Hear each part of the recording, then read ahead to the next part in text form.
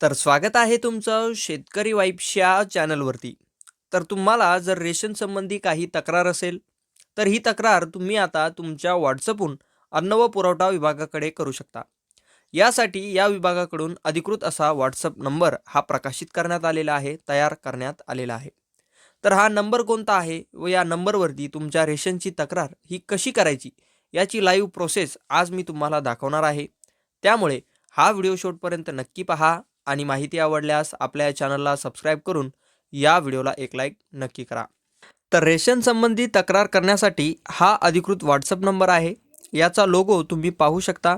हा लोगो असणार आहे प्रधानमंत्री गरीब कल्याण अन्न योजना.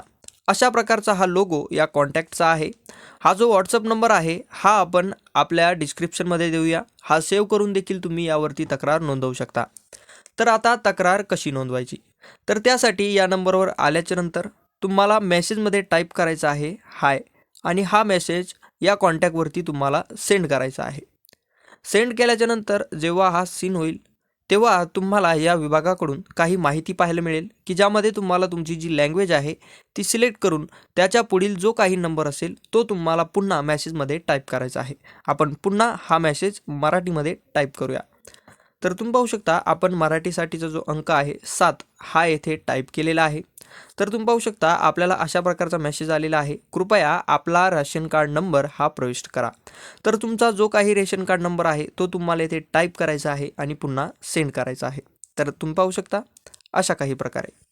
तर आता आपण आपला रेशन कार्ड नंबर हा सेंड केलेला आहे. त्यानंतर तुम्ही पाहू शकता कृपया आपल्या ओळखीची पुष्टी करण्यासाठी आपल्या आधार क्रमांकाचे शेवटचे 4 अंक प्रविष्ट करा. तर तुमचा जो आधार क्रमांक असेल त्याचे शेवटचे 4 क्रमांक हे तुम्हाला येथे टाकायचे आहेत. तर ते आता आपण येथे टाकूयात. तुमच्या आधारचे शेवटचे 4 क्रमांक टाकल्याच्या नंतर पुन्हा हा मेसेज तुम्हाला सेंड करायचा आहे. तर सेंड केल्याच्या नंतर पुन्हा तुम्हाला या विभागाकडून माहिती पाहायला मिळेल, कृपया तुमचा मोबाईल नंबर प्रविष्ट करा. हे तुमचे तक्रारीचे लवकर निराकरण करण्यासाठी मदत करेल. तर तुम्ही आधारचा नंबर टाकल्याच्या नंतर तुम्हाला तुमचा मोबाईल नंबर हा येथे टाकायचा आहे.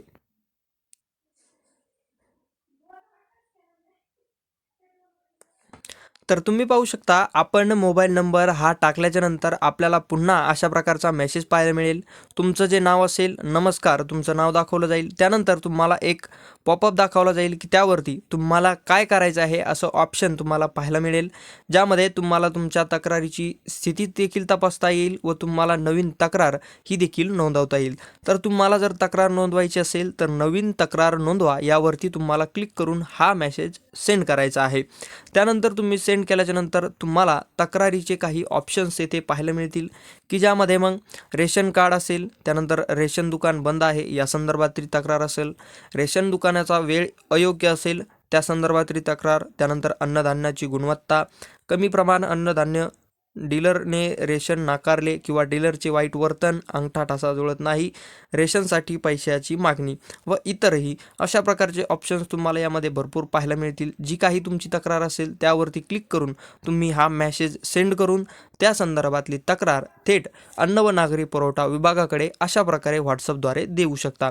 तर ही होती या संदर्भातली सविस्तर माहिती जर तुम्हाला आवडली असेल तर आपल्या चॅनलला सबस्क्राईब करून या व्हिडिओला एक लाईक नक्की करा, म्हणजे अशाच अपडेट्स तुमच्यापर्यंत पोहोचत राहतील.